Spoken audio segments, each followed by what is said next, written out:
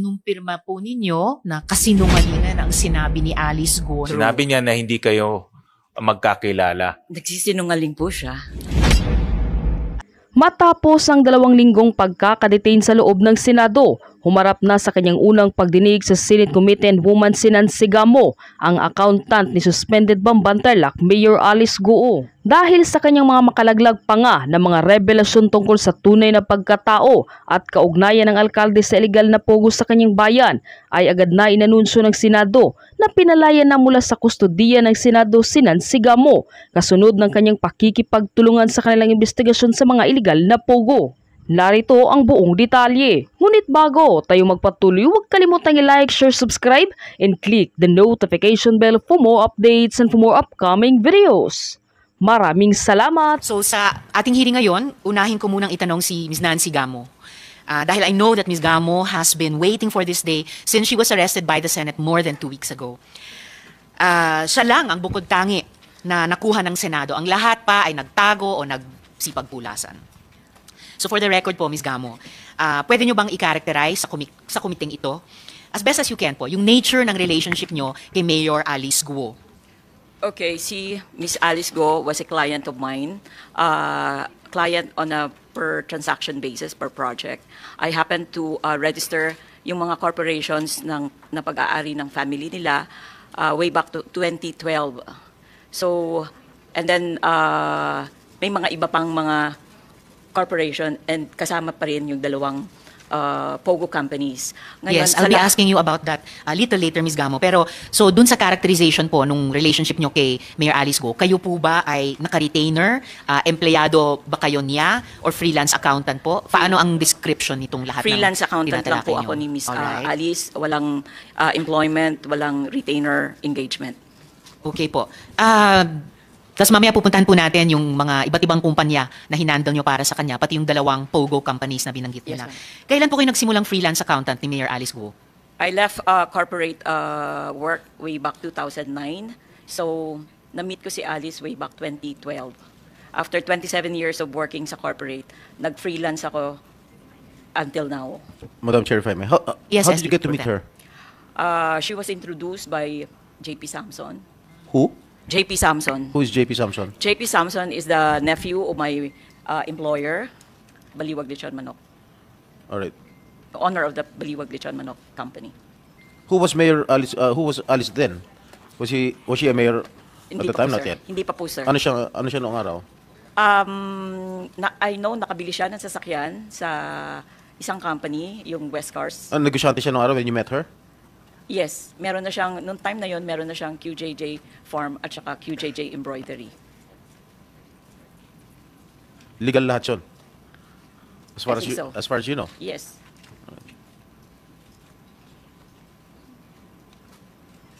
Alright, salamat po, SP Pro Temp. Alright. Dun sa, yung binanggit po ninyong nagpakilala sa inyo, kay Mayor Alice Go na si JP Samson, siya po ay nasa AMLA report. Kaya we will ensure na andito siya sa susunod na hearing. Anyway, Ms. Gamo, so sabi nyo nga po, nagsimula kayong freelance accountant kay Alice Go 2012, so about 12 years ago, no? After 27 years sa private practice, and introduce nga po kayo sa isa't isa ni JP Samson. Ngayon, ito po yung mga companies ni Alice Go, o may kinalaman si Alice Go, na lumitaw yung inyong pangalan. Nabanggit nyo na yung, for the record, no? 3 Link Farms, QJJ Slaughterhouse, QJJ Smelting Plant, Siopaw Bulilits Food, Hongsheng Gaming Technology Inc., at yung West Cars na binanggit nyo rin na nakabili ng sasakyan si Alice Go dyan sa West Cars. Kino-confirm nyo po ba na pinrocess nyo yung incorporation ng mga kumpanyang ito? Yes, because my name is indicated in all those incorporation process. Just like yung mga other companies na pre-process ko, all my details are there. Yung mga other clients ko. And meron ba kayong ginawa pang iba para sa mga kumpanyang ito? Yung 3Link, yung 2 QJJ, Siopaw, Hongsheng, West Cars. Kasi, kaya ko po itinatanong kasi ito naman po yung sinabi ninyo sa isang interview, specifically Super Radio DCBB with Carlo Mateo. Quote, Tumutulong ako sa registration niya sa SEC, sa BIR, nagdo-due diligence ako sa mga lupang binili niya before. Gumawa din ako ng mga memorandum of agreement, deed of transfer, assignment of shares, close quote. So, mukha pong yung engagement niyo kay Alice Guo ay medyo extensive. Tama po ba ito? Yung engagement ko kay Alice is on a per project basis lang. So, tapsing-tapsing yan. Kung natapos ko yung trabaho ko na narehistro isang korporasyon, i-deliver ko sa kanya, bayaran ako, tapos na. Ngayon, there are cases wherein tatawagan ako, magpapatulong, magpapagawa ng mga dokumento, then that's the time magre-render ako ng services. Pag natapos ko yung services na yon, tapos na. It's not continuous na from 2012 all throughout, hindi ganon. So, per project lang po, per services kung kailan ang kailangan ang serbisyo ko. Madam Chair, if I may. Yes, SP Pro Tem. How much are you being paid per project by Alice Guo? Alice Go is like an ordinary client of mine. So, kung ang singil ko sa isang kliyente ko, pag nag-process ng SECs, 20,000 din siya. Kung nagrehistro ako ng BIR niya, 15,000 din ang singil ko sa kanya. Alice Go is never a special client of mine. She is just an ordinary client. Kaya nung nakilala mo si Alice Guo nung 2012, tama ba, 2012? Yes. Nung nakilala. Ano yung source of income niya nung panahon na yan? Para makabili siya ng property worth 12 million There sa is the Bamban. QJJ Farm, sir. There is what? Yung company niya na QJJ Farm at saka meron siyang QJJ Embroidery. QJJ? Embroidery Center. Naka ano sa Bamban yan lahat? The one in Bamban is the QJJ Farm. The one in Zambales? Marilao, Saan? yung sa Yung farm? yung farm nasa Bamban. Alright. I call it Concepcion Tarlac. It's in Barangay Berhen de los Remedios. Mm-hmm. So I don't know Bamban and Concepcion, but I usually term it Concepcion Tarlac. Yung QJJ Embroidery is located in Marilao, Bulacan. Naging accountant ka ba nung kapatid ni Alice Guo? Yung tatay ni Alice Guo? Never ho. Never? Never. Si Alice Guo lang? Yes. Yung accountant kasi, sir, is hindi ibig sabihin ako yung nagbo-bookkeeping, ako yung nagre-record ng transactions niya. Hindi. I was term accountant kasi accountant ang profession ko. Kilala mo yung tatay niya? Na-meet ko yung father niya. Na-meet ko yung father niya, sir. In check? Siyempre, opo. Sige. Thank you, Madam. Thank you, SP Pro Tem.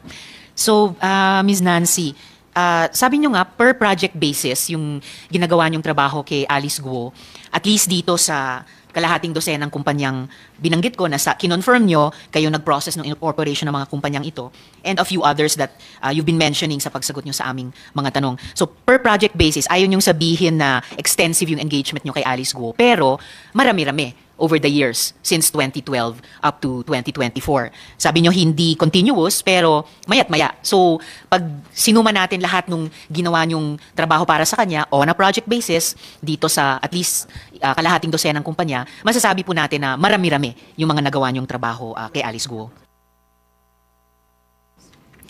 Yung sa mga companies na na-incorporate ko under the family of Alice Go, hindi naman ho lahat yan operational. I understand, I remember there is the QJJ Meat Shop na yun ang nag-operate. So may mga branches yon sa Quezon City, sa Valenzuela, at saka sa Manila. Pero yung other companies like QJJ Smelting Plant, Slaughterhouse, group of companies, yung mga Siopaw Bulilit, those are not operational as far as I know. Na-process po yung yung incorporation niya.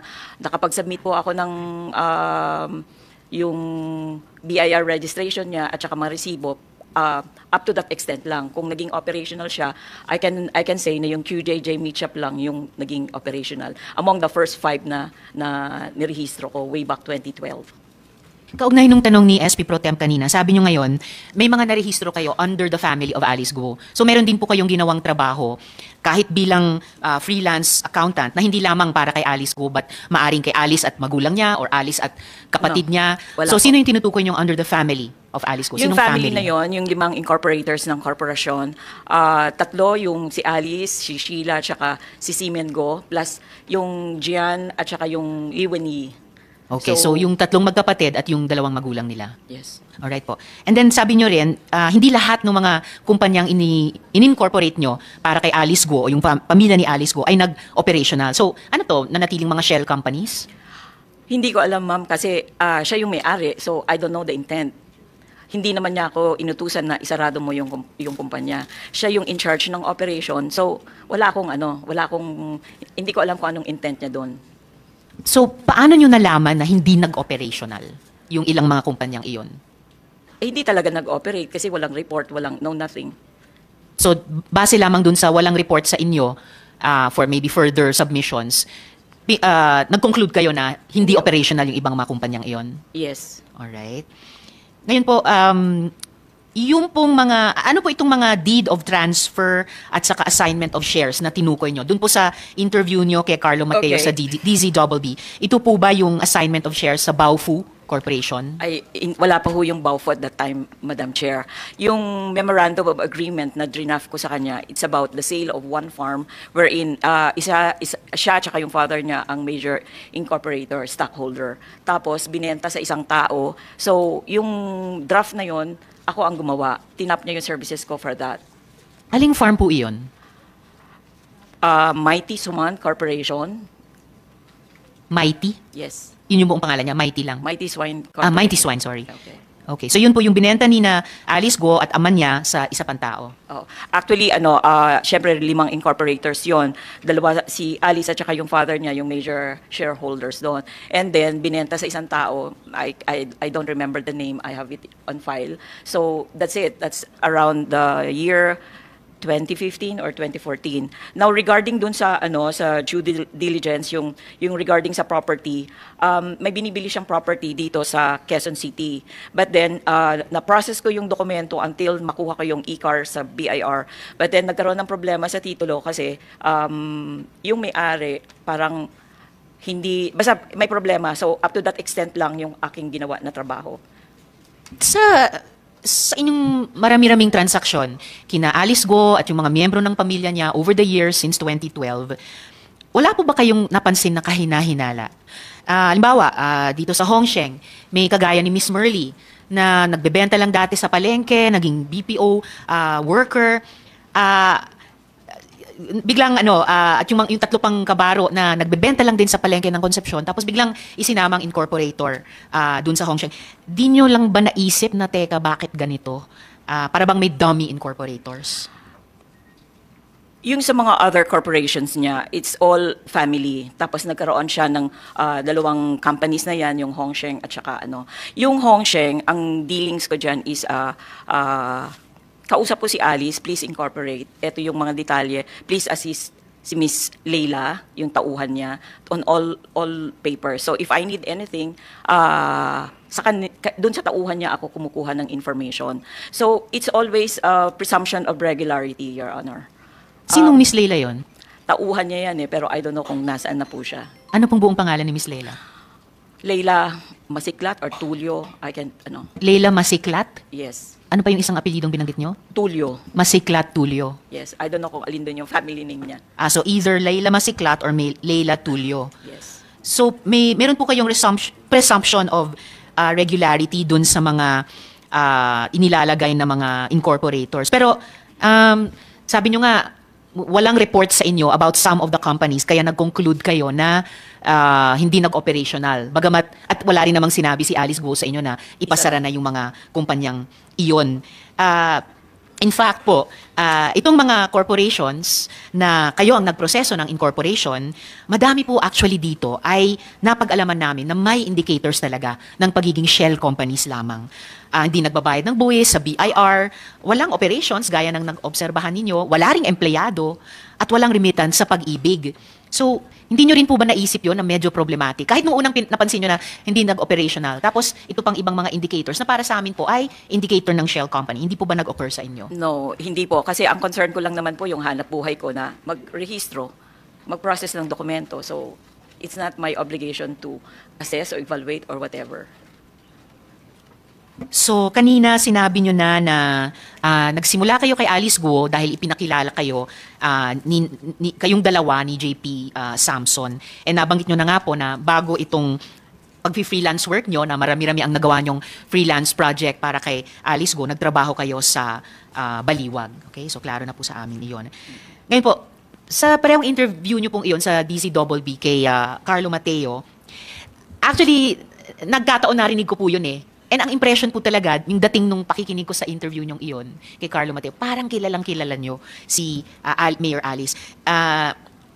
Sinabi nyo rin po doon na hindi niya nanay si Lin Wenyi dahil, and I quote, sabi nyo po doon sa interview, kung nanay niya siya, magiging proud siya na ipakilala. Sinabi nyo din po na tiyak kayo na lumaki siya sa farm. So full of confidence. Full of confidence yung sinabi na pwede namang sagutin kay Carlo Mateo, hindi ko alam. No? Wala kayong alam doon. Now, in light of the revelation so far dito sa Senate hearing, pinangahawakan niyo pa po ba yung mga sinabi niyong iyon dun sa interview sa DCBB? Kaya ako nasabi naman po yun kasi may interaction ako, na-meet ko yung family niya pag nagpapapirma ako ng incorporation paper, plus the fact na I can hear from yung mga trabahante niya sa sa farm yung kwento ng buhay ni Alice. So, na-meet nyo yung family niya, pag nagpapapirma kayo sa kanila, tapos na-overhear nyo rin sa mga trabahante.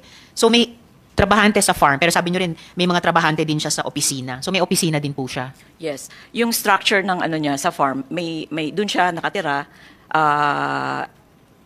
may mga empleyado rin siya doon. And yung office, nasa farm din ba yon or nasaan yung office? Doon din sa structure na yun. It's a two-story building. So, 2-story building sa loob ng farm, Building doon or din yung office. structure, parang bahay siya, ganun. So, 2-story. Yes, SP Pro Tem. Thank you, Madam Chair. Meron lang phone-in question dito. Kilala mo ba yung nanay ni Alice Go? Hindi ko masasabi na nanay, hindi ko kilala yung sinasabi niyang nanay na yung Wala ba siyang pinapakilala na Wala. ito nanay ko? Ganun. Wala. Kaya pati So, sa yung pagkakaalam nyo, sino yung totoong nanay niya? kahit yung partner ng nanay niya, ng tatay niya, hindi ko rin masasabi na nanay niya yon kasi hindi nga pinapakilala as nanay niya eh. Never siya nagpakilala No. na meron siyang nanay? O... Hindi niya pinakilala yon. Kaya ako nasabi na parang kakaiba kasi nga kung regular na Pilipino, proud ka na pakilala ang magulang mo. In her case, hindi eh. Never niya pinakilala? Never. Yung mga kapatid? Hindi rin niya sinasabi na kapatid niya, pero assumption ko lang yun. Iniisip ko na lang na kapatid niya. I don't know your relationship. Sino si Lin Wenyi? Partner ng tatay niya. Chinese national? Yes. Pure Chinese talaga? Yes. Sa incorporation papers nila, designation niya is Chinese. So, Chinese siya. Okay, thank you. Salamat, SP Pro Tem. Sabi niyo po, kung regular na Pilipino, proud kang ipakilala yung pamilya mo. So, ano pong ibig sabihin nun? Anong impression nyo? Anong relasyon nitong Alice Guo at si Lin Wenyi, tapos yung kinikilala naming ama nila, at yung kinikilala naming dalawang kapatid niya, or tatlo, si Sheila, si Seaman, at saka si Wesley. Dahil pinapirmahan nyo sila ng ilang mga incorporation papers. So, anong impression mo? Anong relasyon nila sa isa't isa, itong mga taong ito? Ang impression ko lang po sa kanila is yung father, partner niya yung nanay, o nanay in the sense na yun ang sinasabing nanay, pero hindi niya sinasabi sa akin na nanay niya. Di ba? Yung mga kapatid, hindi naman din sinasabi na kapatid. So, they have the same family name. Buti na lang mas curious ang komite kaysa sa inyo or kaysa sa inaamin ninyong attitude nyo sa kanilang anim. Alright. Dinescribe nyo rin po siya, si Alice Guo, dun sa interview kay Carlo Mateo sa DCBB. Dinescribe nyo siya na mabait na bata, masipag, mabuting anak. Again, full confidence. So, matanong ko po sa inyo, meron po bang kahit sino man sa kampo ni Alice Guo na nag-reach out sa inyo para sabihin yung ganitong mga declaration sa public interviews? Kasi, at wala naman pong masama doon, kung sakali, kasi interview naman yon, di naman yon perjury. Curious lang talaga ako kung bakit ganun kayo ka parang buong loob mag-vouch sa karakter ni Alice Guo. Kasi yun po ang observation ko sa kanya. Ngayon, yung regarding sa interview, I have my telephone all around, so they can call me anytime. So, it's a phone patch interview sa radio. I am in my house, sumasagot. And I wanted to clear also kung ano yung participation ko, bakit andun yung pangalan ko sa mga nababanggit sa Senado. May mga tao ba ni Alice Guo na kinontak din kayo, tumawag din sa phone nyo nung nasa bahay kayo at sinabing, Miss Nancy, ganito yung sabihin nyo tungkol kay Alice pag in-interview Ay, kayo? hindi po. Wala po. Madam Chair? Yes, SP Pro Tem. Miss Nancy, sinabi ni Senator Risa kanina na na-interview mo, pinupuri-puri mo si Mayor Alice. Tama? Sa isang interview mo. Nag-iba na ba yung paningin mo ngayon? Pagkatapos lumabas yung issue? Hindi pa rin. I think basically, kung ano man yung ginawa niya, ako personally opinion ko, siya yun eh. Iba yung, siya yon, yung opinion ko sa kanya, ganun din. Pero kung halimbawa, etong mga kagagawan niya lahat yon, she has to answer for Okay. it. When did you last talk to her? Or have seen her in person? 2017. 2017 pa? Yes. 7 years ago? Yes. After that, wala na kayong contact? Hindi ko nga... Kahit sa ah, telepono? Yung contact sa telepono, yung nung nagpa-incorporate siya nung first Pogo company. Tapos, yung sumunod, yung 2023, the second one. Pero yung So, hindi kayo personal- nakita during that time? No. Hindi Ano, kami telepono lang? Telepono lang. Ang nakikita ko lang siya, ang huling kita ko sa kanya is a Christmas party. I was invited ng staff niya. When was na this? pumala. 2017. So, you haven't seen So I her don't know for kung 7 2017, years? 2018, I can't remember. Matagal na. As in, matagal ko na siyang hindi nakita. Oh, so, nung lumabas itong mga issue sa TV, anong sabi mo sa sarili mo?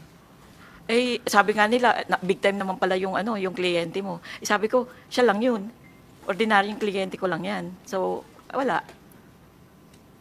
Okay, thank you. Thank you, SB Pro Temp.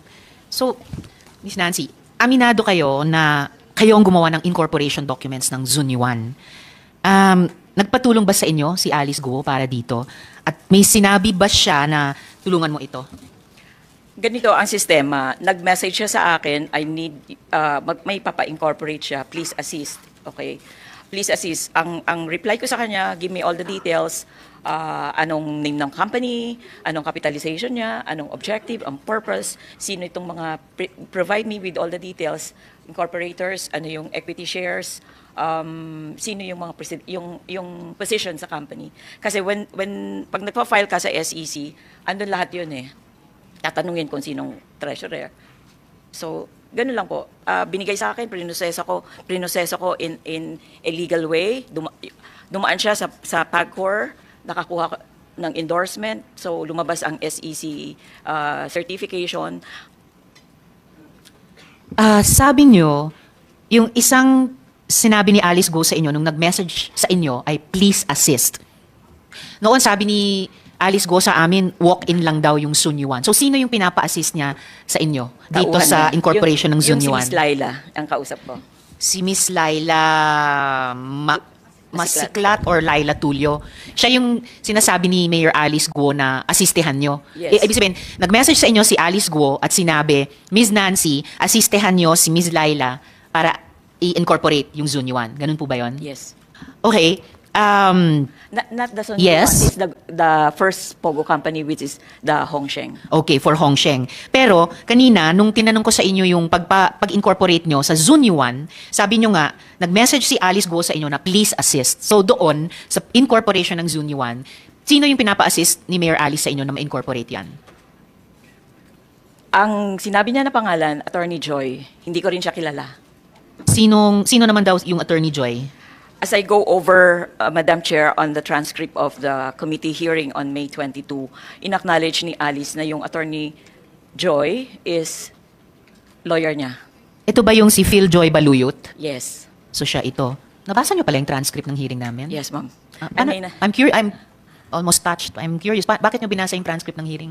At paano nyo Kasi I nabasa? wanted to find out kung ano ba yung sinasabi ni Alice. And maraming talaga, dininay niya ako, hindi niya ako kilala. Okay, I wish lahat ng mamamayan na sumusubaybay sa hearing namin babasahin yung transcript ng hearing. So that shows a lot of due diligence on your part. Bilang tao man lang or bilang resource person dito sa hearing namin. I only wish na mas naging curious pa kayo at umalam sa earlier dealings ng mga kumpanyang iyon. But anyway, so you're confirming na si Alice Guo, pina-assist niya sa inyo si Attorney Phil Joy Baluyot para i-incorporate ang Zunyuan. Anything I need about the incorporation of that company, refer to Attorney Joy. Okay, anything you need. So siya po ay abogado ni Alice Guo na may full confidence naman si Alice Guo kay Attorney Phil Joy Baluyot kasi anything you, Miss Nancy, need para ma-incorporate ang Zunyuan, mahihingi nyo at makukuha kay Attorney Baluyot. Tama po? Yes, sir. Yes, ma'am. All right. Kayo rin ba yung gumawa ng succeeding pang documents ng Zunyuan? Halimbawa, yung increase in authorized capital stock. Kasi bakit andun pa yung pangalan nyo? Okay, it's like this. Kaya nga nung may sulat ako sa office nyo, in-indicate ko yon, may notation ako. Yung 2 increases na yon, hindi ko ginawa yon. But then, they still made use sa cover sheet, andun pa rin yung lahat ng details ko. Now, I'm thinking, paano nagkaroon, sa initial registration kasi ng corporation, yung cover sheet is generated. So pag nag-apply ka, lalabas na lang yon, may barcode and everything. Pero pag increases ng capitalization, yung cover sheet na yon, typewritten lang yon. So they could have used my name, all my details, parang ako pa rin ang nagpa-rehistro nun, pero hindi ko po ginawa yon. So, sino kayang gumawa lang ng typewritten cover sheet, ginamit pa rin pangalan nyo kahit hindi naman kayo yung nagpapa-increase ng authorized capital stock? Si Attorney Baluyot kaya ang gumawa nun? I think so. Kasi dun sa payment pa lang ng filing fees for the increase, ang pangalan ng Baluyot andun din. Ang notarial niya, andun din ang pangalan niya. So, I can say na hindi ako yun. So, ayon sa inyo, ginamit yung pangalan nyo dun sa succeeding documents ng Zunyuan, pati yung increase sa authorized capital stock, gamit ang isang typewritten copy ng cover sheet, gamit ang pangalan nyo, and ang teorya ninyo ay dahil lumabas yung pangalan ni Attorney Baluyot dun sa pagbayad ng filing fee at siya rin yung nagnotaryo o nagpanotaryo? Siya nagnotaryo. Siya mismo ang nagnotaryo na probably si Attorney Baluyot ang gumawa nito sa inyo. Yung sa payment of the filing fees for the increase, ang nakita ko doon, pangalan is Baluyot, pero it's not pangalan ni Attorney Joy. Sinong Baluyot yun? I have a copy submitted to your office, so it's there. Alright. So kung sino mang Baluyot ang nakalagay doon, whether it's Attorney Philjoy Baluyot or ibang Baluyot, abogado din po, I guess, kasi nagnotaryo. Possible na related sa kanya. Opo. Pero abogado rin, kasi siya yung nagnotaryo, yung Baluyot na yon. Yung Attorney Philjoy, sigurado ako na abogado po siya, pero yung nagbayad sa land bank, hindi ako sigurado kung abogado siya.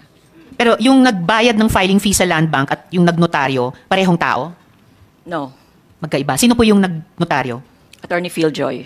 Okay. So may isang Baluyot na nagbayad ng filing fee sa land bank, maaring si Attorney Philjoy mismo or maaring isang kamag-anak niya na ipinakiusap niya, pero si Attorney Philjoy Baluyot ang nagnotaryo. Yes. Tama. Yes po. Alright. So Ms. Nancy, meron pa ba kayong nais ibahagi na sa tingin nyo ay makakatulong sa investigasyong ito? Being processor ng mga dokumento, maybe this time hindi yung nag-rise up yung lahat. I have to explain, hindi ako nakarating sa Tarlac, hindi ko nakita yung building, wala akong idea. It's only on television na nakita ko yung Baofu, lahat na yan. Pero kanina, in answer kay SP Pro Temp, may sinabi kayong may 2-story structure. That's the farm. Saan po yun? That's the one in Concepcion, yun sa Barangay Berhen de los Remedios. So nakarating kayo sa Tarlac, hindi lang sa Bamban, pero sa Concepcion. Sa Concepcion. Yeah, Sa Concepcion. clarification. Yes. Okay, so sorry sabi nyo hindi kayo nakarating sa Tarlac at hindi kayo nakarating sa... Yung farm, Sa farm. which is located in Barangay San de los Remedios, nakarating ako doon. Pero yung sa munisipyo ng Bamban, yung hub na sinasabi nila, hindi ako nakarating po doon. So hindi kayo nakarating dun sa halos 8-hectare property na niraid ng Hindi PAO? po, hindi po. Okay. And yung Laila Masiklat or Laila Tulio for that matter, kung ano yung totoong buong pangalan niya, kaano-ano po niya si Mirna Masiklat? Kasi si Mirna ang nagbati ng happy birthday pretty pig kay Alice Guo. Ma'am, hindi ko po kilala. Hindi niyo po kilala si Mirna Masiklat? Hindi po. Alright.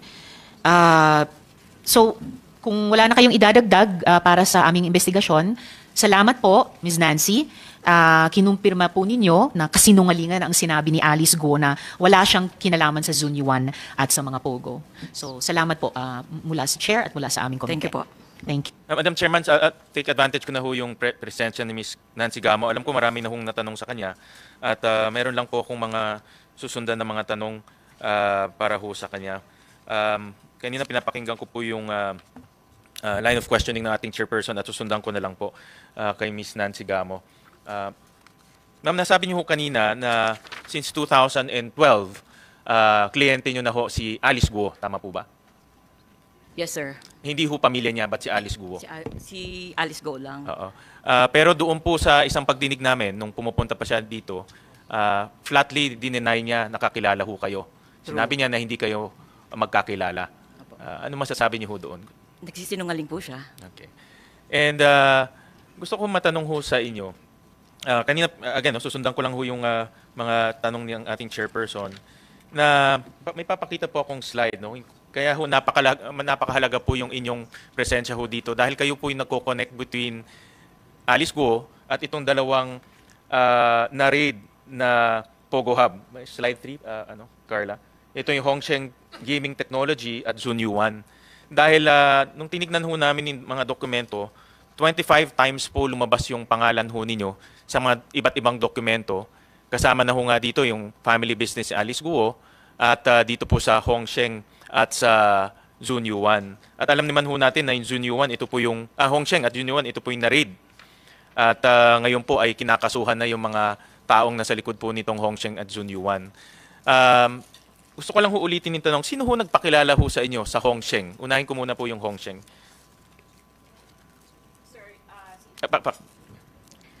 Si Alice po, di syempre kliyente ko po siya. Ngayon, siya yung nag-refer sa akin. Ang kausap ko mismo sa Hongsheng, siya rin mismo. And then, please assist yung tauhan niya. For every document na kailangan ko para sa incorporation ng company, yung tauhan niya ang nagpro-provide sa akin. Okay, so ang unang nag-advise sa inyo ay si Alice Guo. Yes. And then, in-endorse ho kayo dito kay Laila. Yes. Kay Laila Tulio. Yes, sir. Oo. At sino ho nag-provide ng mga incorporators? Pangalan ng incorporators ng Hongsheng. Unahin muna natin yung Hongsheng. Miss Alice po. Si Miss Alice Guo nag-provide ng mga pangalan doon. Yes. And anything na kulang, pag may queries ako, I go back to Miss Laila.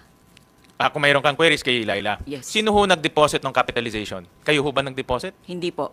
Sino ho ang nag-deposit? Kasi ang sistema ngayon ng SEC sa capitalization, hindi naman nag-indicate kung nilagay yon. Wala kung kung nilagay yung yung actual amount ng Diba investment. ipapakita nyo yung deposit slip? Wala na pong ganun ngayon. So ano na ho ang proseso ngayon para ipakita na may capital The na usual Hongsheng? dati may treasurer's affidavit Correct. for the deposit and everything. But now with the present SEC rules, wala na pong ganun.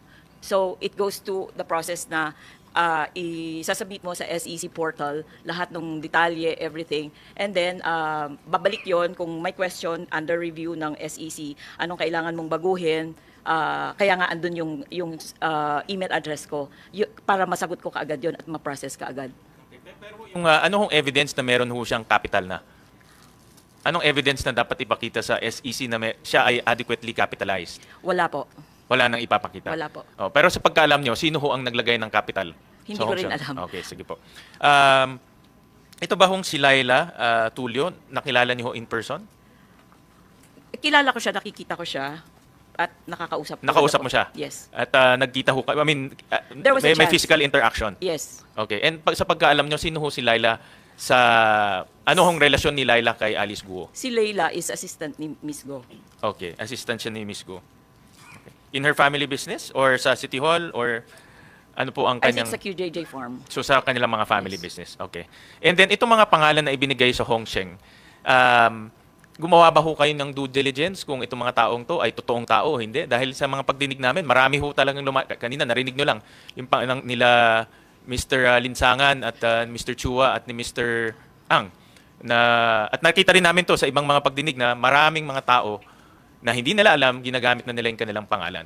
In this case, sa Hongsheng, gumawa ba kayo ng due There was diligence? no due diligence kasi andun yung presumption of regularity. So binigay lang sa inyo ni Alice yung Yes. pangalan at in-incorporate niyo? Yes. Okay. Punta naman ho tayo sa Zunyuan. Kanina, sino ho nagpakilala ho sa inyo sa Zunyuan? Sa Zunyu 1, si Alice pa rin. Kasi sabi ko nga, ang kliyente ko lang sa Tarlac, si Alice. So whoever, kung sino man makakakilala sa akin, it's always Alice. So si Alice ho ang nag-introduce ho sa inyo sa Zunyuan. Yes. Ang sabi niya, please assist Attorney Joy. Okay. And then, after that, si Attorney Phil Joy Yes. ang naging parang coordinator. Yes. Who gave the names ng mga incorporators? Alice din. Si Miss Alice din ang nagbigay sa Zunyuan. So, makikita ho natin, in both instances ng Pogo Hub na Hongsheng, Pogo Hub ng Zunyuan, si Alice ang nag-provide, si Alice ang kumontak muna sa inyo to incorporate, kayo kasi being a, I would assume, a consultant. No? Yes. Siya rin nag-provide ng pangalan. Yes po. Pati address ba at TIN number, siya rin nag-provide? Lahat ng detalye? Lahat po yun. Basta kung may kulang, magre-refer ako kay Attorney Joy. Pero initially siya ang nagbigay? Yes. Okay.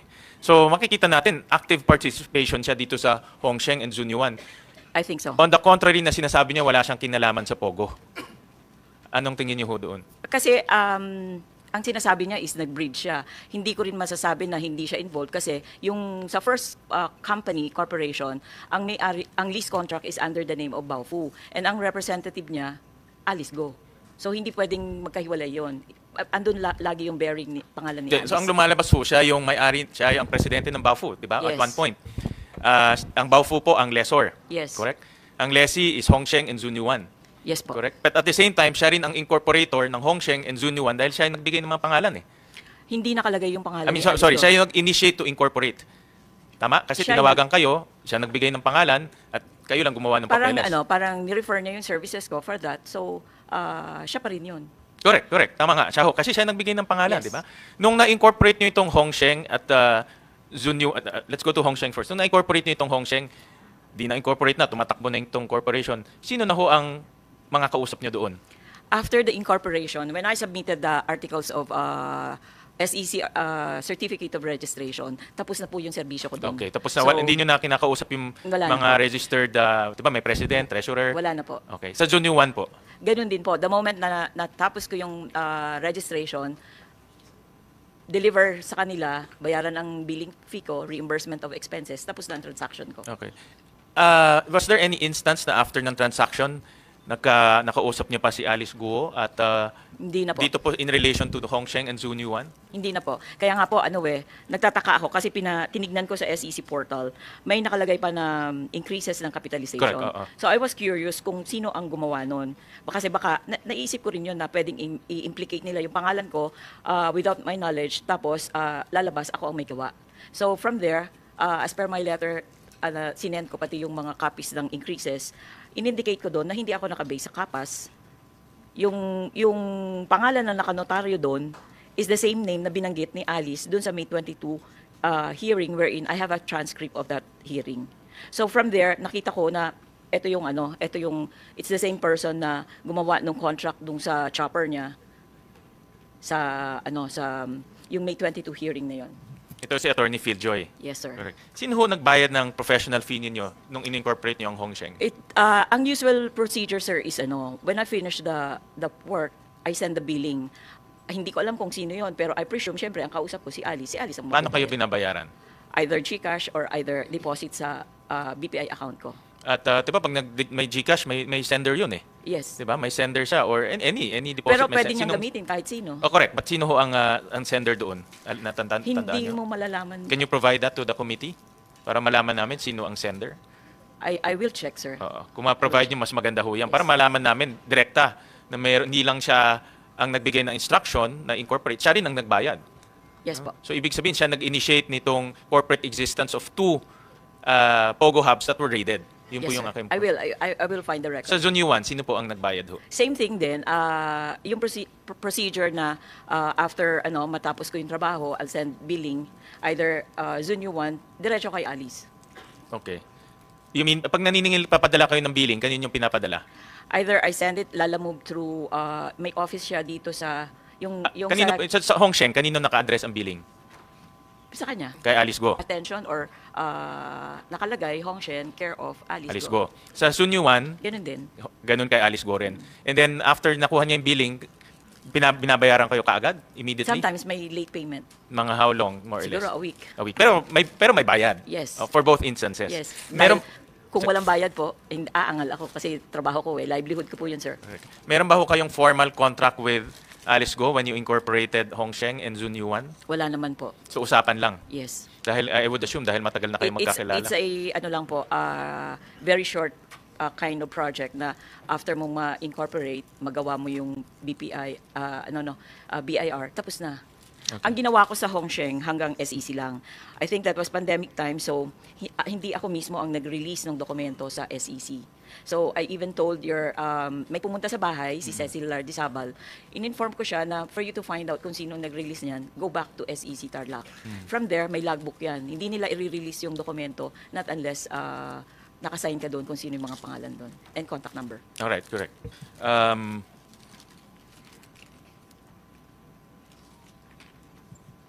aside from incorporating the papers, meron pa ba ho, for Hongsheng and Zunyuan, meron pa ho kayong ibang ginawa na services for them? For example, SSS or Ay, wala na po, sir. So, Wala na po. It's basically, ano lang po, sa Zunyu 1, SEC Incorporation, at saka yung BIR registration. Okay. I heard you earlier that meron kayong parang PAGCOR application? Ang requirements po kasi ng yung ganyang nature ng korporasyon, may endorsement coming from PAGCOR. I have a copy of that PAGCOR endorsement. Parang ang pumirma pa noon that time, Attorney Tria. Okay. I don't know if For I'm right, which but one I is- have copy of that. Pang kaninong corporation to? For Hongsheng or for Zunyuan? Or for both? Hongsheng. For Hongsheng. Yes. Okay. And in that document, meron bang applicant doon? Pangalan lang ng Hongsheng. Hongsheng, meron bang particular, kasi merong, I-present mo lang, sir, yung yung kopya ng submitted SEC document para alam nila na may application ka. Yun lang Okay. po ang support. And then ang reply sa inyo ng PAGCOR, Mag-aantay ka. okay, hindi, pero bibigyan kayo ng document, correct? Yes. Kanino po naka-address yung document? Pangalan ng ng korporasyon. Kung Hongsheng siya, Hongsheng. Andun bang pangalan ni Alice Guo? Wala naman po. Wala. Pakisubmit na lang po sa committee yung dokumento na yon para meron ho kaming copy. Okay, sir. And then, just look at my notes. Doon po sa mga corporations ng Guo family, kayo rin po ang gumagawa ng BIR filings? Hindi po. Sa tagal ng panahon, I may have some audit works na na-perform. Pero yung sinasabi nyo kasi parang yung ako naging accountant nila. No, it's not, hindi ganun ang engagement ko. So for example, may mga tax filings. Yung Mga returns. monthly. Oo, yung mga returns niya or sa kanya mga corporation. Were you involved in that? Hindi po. So, ang exposure nyo lang sa kanila is limited to incorporation papers, GIS filings. Yung mga ganun. Pero I don't remember kung nakapag-file ako ng yung mga monthly return. Pero I think parang wala. If ever man, I don't know. Kasi matagal na, sir, eh. Okay. And then dito po sa Hongsheng and Zunyuan, were you involved sa mga returns nila, filing ng returns? Definitely not. Wala siya. Wala. Okay. And lastly ho, Miss Nancy, in your opinion, of course, nakita naman natin siya kung nag-contact sa inyo, siya nagbigay ng pangalan, siya nagbigay ng detalye. In your any experience or any thoughts kung gaano po ang kanyang involvement dito po sa Zunyuan at Hongsheng? Meron ba kayong idea? Other than itong incorporation? Yan. Wala akong knowledge po, sir, eh. Parang nung ginawa ko yung yung incorporation ng mga companies na yan, it's like a simple BPO service provider, ganun lang. Pero yung imagination na ganyan kalaki yung involvement, wala eh. And I've never seen yung Pogo Hub na yan, hindi po ako nakarating sa yung physical itsura ng hub na yan. Even dun sa munisipyo, naging mayor ho siya at lahat, hindi kami nagkita. Thank you, Ms. Nancy, at maraming salamat sa pag-share niyo sa amin ng mga detalye and being truthful about the things that you know. I'll go to AMLAC, no? Si Attorney Manatan. Good afternoon, sir. Attorney Manantan, please. Mananta. Attorney, I read in the news that nag-issue na ng freeze order ang Courts of Appeal. Is that correct? Good afternoon, Madam Chair. Good afternoon, Senator. Yes po, naka-issue na po ang... Can you Sige po. give us your findings on the petition that you filed? No? Ano ba yung naging basis niyo for requesting for a freeze order? Because during the hearings, no, we demonstrated here that yung income ng Go family, including Alice, siblings niya, parents niya, yung companies nila, no, pinakita namin yung financial statements, filing sa SEC, at tinignan din namin yung BIR returns nila. It's not commensurate to the construction cost in Bamban. No? Yung construction cost nun, in-estimate namin is about 6.1 billion pesos. However, nakita natin yung income niya, whether personal or corporation, wala talagang mapapakita. So, I would assume, yan ang naging basis rin ninyo, no? Part of your petition. But can you give us, can you describe to us the basis for your petition so that we'll be enlightened kung ano ba ang naging mga detalye ng inyong investigation? Yes, sir. Sir, Yung pong ang basis po namin usually, starts po with the establishment of the unlawful activity po. Malaking tulong po yung nabigay po ng committee dito, including our counterparts po na law enforcement po. So, ang trabaho po ng AMLAC is to basically, sir, establish yung proceeds of the crime po na tinignan po natin yung we conducted the financial investigation po initially po before we recommended for the filing of the freeze orders and the conduct of the bank inquiry po. Ano yung crime na nakita nyo in this particular case? Well, dito po of course, one of them is human trafficking, sir. The scams committed, we're looking into it also. SRC violation, sir. Tinitignan din po natin yun. So basically, there were several unlawful activities, sir, enumerated under the AMLA na naging basehan po natin para tignan po yung proceeds of the crime. Yung napatayong Pogo Hub in Bamban, is that part of the proceeds? Yes, sir. Actually, we ongoing po yung bank inquiry natin, sir. So you'd like to actually establish, sir, na ito po ay naging parte po nun. Okay, but I'll go back to my question before. Paano nakapasok yung ganong pera sa ating bansa na hindi natin nakikita o hindi na de-declare sa kanilang mga income statements or declaration sa gobyerno? Sir, iba po kasi yung declaration sa government agencies po nila. And yung sa amin naman po nanggagaling po sa ating mga financial transactions po, sir. Okay, but in financial transactions should be commensurate to your capability. Yes po, At sir. saka dapat may po. basis yung kanyang transactions. Opo, diba? sir. Kasi actually, sir, sa ating batas din po, sa isa sa mga pagpa-file po ng suspicious transaction reports ng ating mga covered persons, ang tinitignan po nila is the profile po, financial profile ng kanilang kliyente. I'll focus on yung Bamban na Pogo Hub. Sino ang nag-finance nun? Sa ngayon po, sir, it's actually, we're still conducting the bank inquiry, sir. It's ongoing. Pero matagal na, attorney. Yes, po. Ilang dalawang buwan na tayo nag-hearing. Yes, sir. Sir, yung sa ngayon po is actually we're now looking into the details of the transactions na po. Makukuha po natin to through the bank inquiry po na final natin. Yeah, but when are we going to get that? Medyo matagal-tagal na. We are... What we want to know is, first, sino nag-finance nun? Opo. Saan nanggaling yung pera? Opo. At sino nakatanggap dito sa bansa natin? Because parang sumulpot nilang yung Pogo Hub doon eh. Pero obviously, hindi tayo naniniwala doon. May nag-construct. So, sino itong mga taong to? Yes, At sir. paano nakapasok dito nga itong pera? Opo, sir. We will undertake to fast track po yung completion po ng aming financial investigation, sir. Yung initial naman po na i-share po natin, sir. So hopefully we can already fast track the final investigation report, sir. Kailan ho natin makukuha yan? Medyo matagal na, attorney. I think we talked about this almost a month ago. Opo, sir. Can you give us a Sir, timeline? Ang proseso po kasi natin, sir, is initially we got the 20-day freeze order po. So we already filed appropriate pleadings before the Court of Appeals po, to have it extended. So ang extension po, usually pagka na-grant ng Court of Appeals po ito, it would be to a maximum of 6 months po. So we're hoping, sir, we would be able to terminate it earlier than that, sir. Sa dami po ng transactions dito. Medyo sir. matagal in 6 months. Opo, sir. Can we have something sooner? We'll do our So best that we po. can complete the committee report because that's vital to producing the committee report. Makita natin this is only not limited to human trafficking, to torture, but money laundering is a big part of this criminal activity. Yes, It's a po, sir. major part of this criminal activity. We understand, sir. So when can we get that? Pwede bang in 1 or 2 weeks time?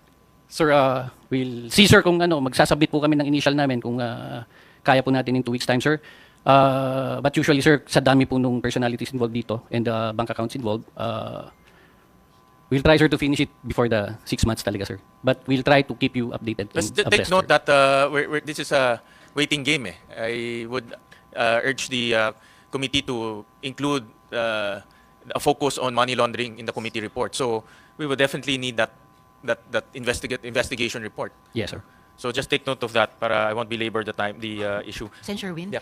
Yes, the chair joins in the sense of urgency of Sen. Sherwin. Saka alalahanin din po natin yung mismong pag-wind down ay hanggang Disyembre na lang, 5 buwan lamang. Yes, ma'am. So kung maaaring wag lumampas doon Opo. yung 6 months, but sooner. Opo. Salamat po. Will do, Salamat, Sen. Sherwin. Anong involvement ni Alice Guo dito sa petition ninyo at sa the whole money laundering activity? Well, sir, basically, pag tinignan po natin yung siya po yung principal personality involved po. So, umikot po sa kanya yung mga corporations po na inimbestigahan po namin. Okay. In what way principal siya? Sir, pag nakita po natin yung mga corporations po na pinag-aaralan po natin, kasama po siya sa incorporators. And in fact, doon po sa nabanggit na rin po nung ating isang witness,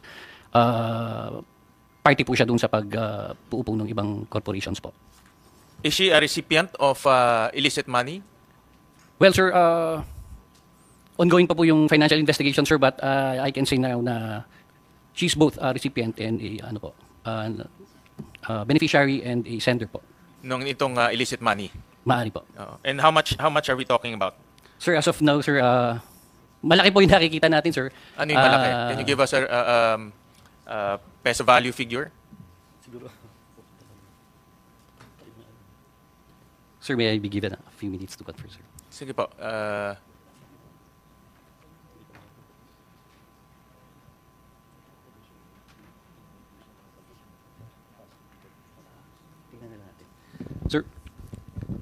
Sir, would we be allowed to submit that report, sir, to the committee na lang po? Yung initial po namin, kung ano na po nakita namin, sir. But ano lang, just ballpark figure. Just give us a figure. How much did she receive in the form of illicit money? Sir, yung sa... Just to give us an idea.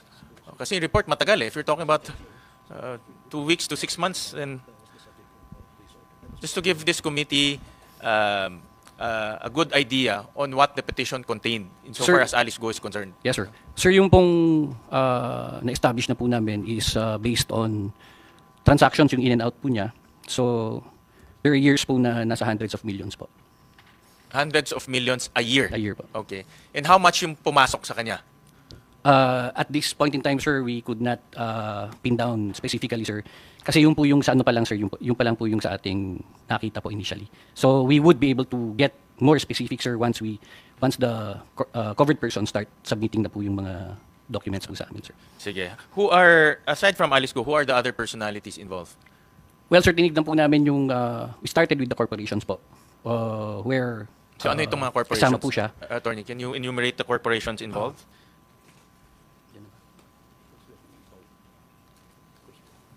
Sir, of course, sir, we started with Baufulan Development, sir. And then Alice Go, sir, and also her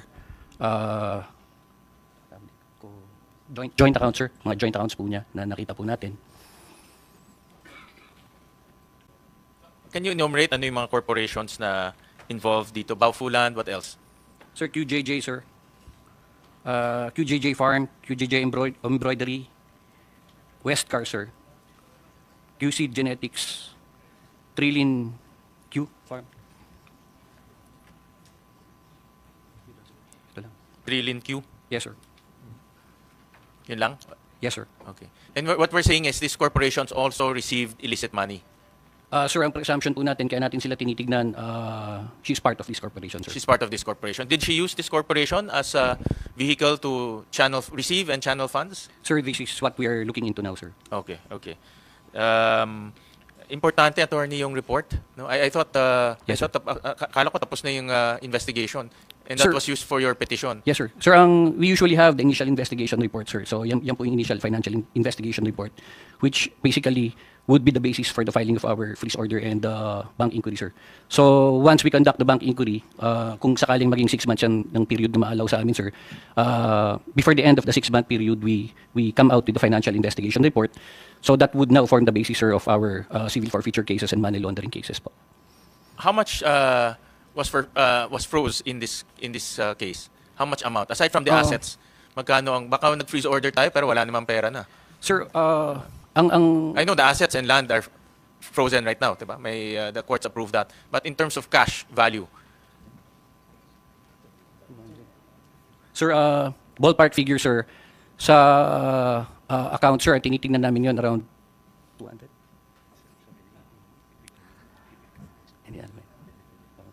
Sir, siguro nasa mga 200 million, sir. We are trying to validate this. so transactions. ang more or less nasa 200 million ang na-freeze. Parang maliit Wala yun. pa ho yung properties. Parang maliit yun compared to the if your benchmark is the Pogo Hub, which is again no, in our valuations about 6 billion.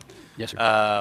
And of course the transactions happening sa Pogo, parang in 200 million, in my opinion 200 million is It's a small amount scattered not only in one account but scattered in different accounts, I would assume. No? Kasi may mga corporations, may mga individuals. No?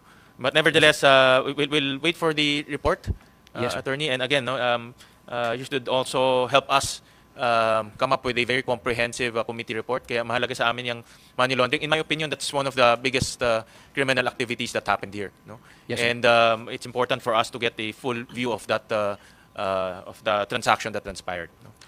Yes, sir.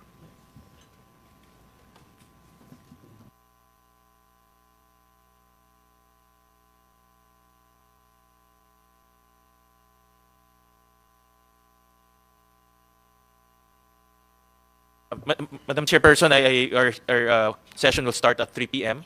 And I have actually a lot of questions, but I don't want to open it up. I don't want to open another topic kasi hope it will take probably a few hours to complete it. So just to so that hindi ho tayo mabitin, I'll reserve my questions for now and I'll direct it during the next hearing. And thank you very much. I thank the resource persons for joining us. Maraming salamat, Mr. Chairman. Maraming salamat, Sen. Sherwin. Before closing remark and the suspension, Sen. Robin will be making a motion supported by the committee. Sen. Robin, you have the floor po. Maraming salamat po, ginang na tagapangulo. Iminumungkahi ko po na sana po ay mapalaya na po natin si ma'am, ano po, sorry po, ano po pwede itawag sa inyo, ma'am o sir? Ano po ba? Anything po, sigurado po kayo. Opo. Miss Nancy. Nancy Jimenez Gamo, Madam Chair, total napaka-cooperative naman po niya sa atin. Hinihingi ko po na sana po ay mapalaya na po siya sa kustudiya ng Senado. I so move, Madam Chair. Shukran, Sen. Robin. The chair was actually going to really make that ruling bago po tayo nag-suspend. And shukran, Sen. Robin, sa pag-formal motion nyo tungkol dyan. So, Ms. Nancy, nang may pasasalamat ng komite sa inyong malaman at makatotohanang pagsagot sa aming lahat ng mga tanong, ay malaya na po kayo sa jurisdiction ng komite. Salamat po. Maraming salamat, Chairper. Walang anuman po. Shukran, Sen. Robin. So, we will be inviting some of the other resource persons to return next time, including Mr. Cunanan, Ms. Baterna, Ms. Mascarenas, and of course, from our government agencies. Ladies and gentlemen, dear colleagues and dear resource persons, ako po'y nagpapasalamat that we have even reached this point. After all our efforts, POGO is banned, but the work is not over. Urgently, for example, one of those apprehended in the Tuba Benguet home is actually a wanted fugitive in China. The Cambodian passport held by the man is fake. He is really Chinese. And as per our Chinese informant, he is a red notice fugitive, very high level, and he has already defrauded 100,000 people. So napakasama po ng record po ng taong iyan. And then, in the longer term, this is what we all need to know po. Sa first application sa PAGCOR, lessor ang Whirlwind, represented by Stephanie Mascarenas. And lessee, Lucky South, was Cassie Leong. Pero sa new application, ang lessor na Whirlwind ay represented by Cassie Leong. And lessor Whirlwind and lessee Lucky South was represented by Ronelyn Baterna. Wag po natin gamitin ang corporate layering to avoid scrutiny dahil mukhang ito ang nangyayari. Ito yung mga dirty tactics, no? Huwag nyo pong lokohin ang komite. Hindi porke banned na ang POGO ay we will stop holding people to account. Lumilitaw sa nakuha nating dokumento, nagagamit ang pagbubuo ng iba't ibang kumpanya para itago ang tunay na nag-ooperate ng isang POGO, pati na ang tunay na kumakanlong sa mga pugante. Para maging ganap ang tagumpay ng ban sa POGO, these systems also need to be fixed. So, at aantayin pa natin ang pagdating ni Alice Guo para humarap siya sa wakas sa komiteng ito. And in the meantime, nang may pagpapasalamat sa lahat ng resource persons at paalala, liban kay Ms. Nancy, na lahat po na subpoenaed o cited in contempt, you are commanded to return to the next hearing. With that, muli nang may maraming pagpapasalamat sa lahat ng resource persons. This hearing is suspended. Yes, wait.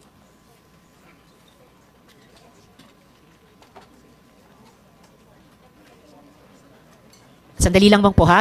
Sorry, the chair requests your patience for a few more minutes.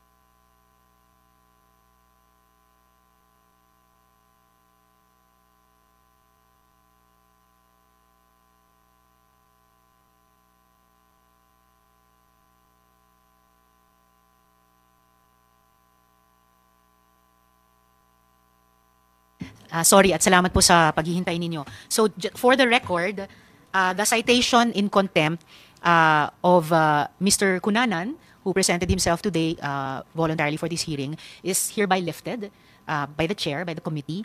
I will officially write the Office of the Senate Sergeant at Arms to make that official, without prejudice to another citation, if should he not appear at the next hearing upon the invitation of the committee.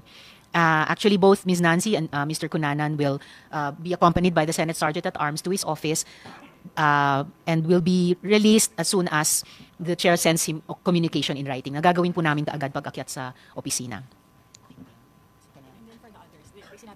Yes. Yes. And just to reiterate, iimbitahin ulit yung karamihan po ninyo bilang resource person sa susunod na hearing. So, once more, with the thanks of the chair and the whole committee, maraming salamat po sa inyong lahat.